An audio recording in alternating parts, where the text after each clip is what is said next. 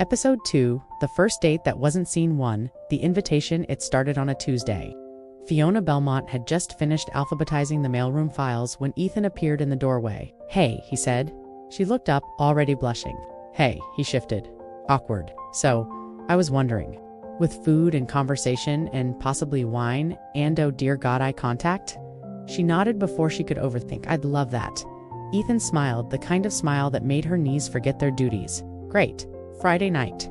That's when Devon Price noticed. "Why are you glowing like a pregnant housewife in a detergent commercial?" Fiona bit her lip, trying not to smile. "I have a date." Devon clutched his chest like a Victorian widow.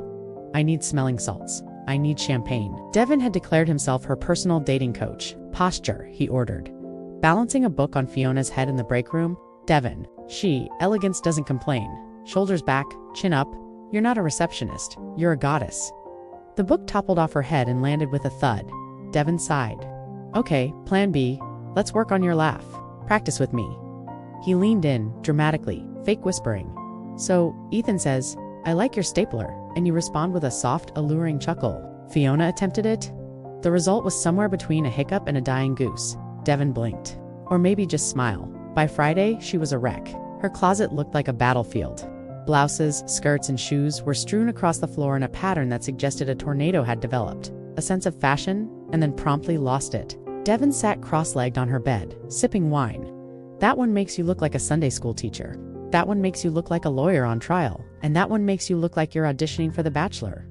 "Mortician edition," Fiona groaned. "I can't do this." "Yes, you can," Devon said firmly. "And if it all goes wrong, at least you'll have a great story. Remember, love isn't about perfection, it's about comedy. Now go knock him dead." Scene 3, The Perfect Beginning. The restaurant was cozy, tucked away on a quiet street. Dim lights, red wine, candle glow.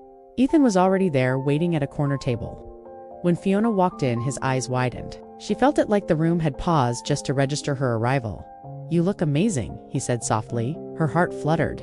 "Thanks, you too." For the first hour, it was perfect. They talked about books, music, childhood dreams. Fiona told him about the time she accidentally set the church bulletin board on fire with a candle. Ethan laughed so hard the waiter gave them a look. Fiona thought, "This is it. This is what I've been waiting for." Scene for the spiral. It began with the waiter. "2 glasses of the house red," Ethan ordered. Moments later, the waiter returned, slipping on the edge of the rug. The entire glass of wine tipped, spilling across Fiona's dress like a crime scene. Her gasp echoed. Ethan scrambled for napkins. The waiter stammered apologies. Fiona forced a laugh, trying to play it off, but her cheeks burned crimson. "Don't worry," Ethan said gently. "It's just a dress." But she did worry, because this wasn't how it was supposed to go. Then her phone buzzed.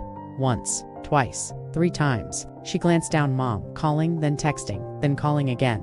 She excused herself, stepping outside. Her mother's voice was sharp.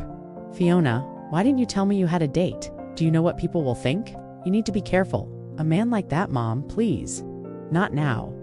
When she returned, Ethan smiled politely, but the moment had cracked. And then of course Jenna appeared. She was on a coincidental girls' night out, strutting past their table in a low-cut dress. She stopped, feigning surprise. "Oh, fancy seeing you two here. Date night." Fiona's stomach dropped. Ethan's jaw tightened. Jenna smirked. "Well, don't let me interrupt. Enjoy your wine stains."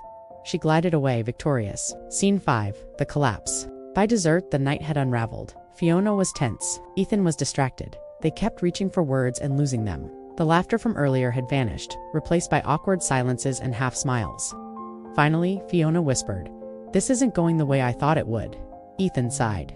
"Me neither." They looked at each other, both hearts aching. And then Ethan reached across the table, brushing her hand lightly with his fingers. "But I don't regret it." Fiona's eyes stung. She squeezed his hand back. "Me neither." They didn't kiss. They didn't walk away in triumph. They just walked away, side by side, into the cool night air. It wasn't the first date she had dreamed of. But maybe, Fiona thought, that was the point. Because real love isn't neat, it's messy, and worth fighting for. Closing narration. Later that night, sprawled on Devon's couch in her wine-stained dress, Fiona recounted every disaster.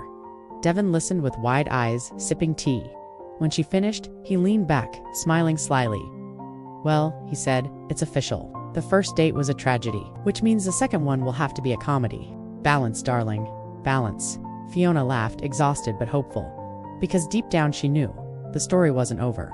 Not even close. Hit that like button and don't forget to subscribe. Brace yourself for what comes next. Till next time, in our next chapter. Body language, are you fluent?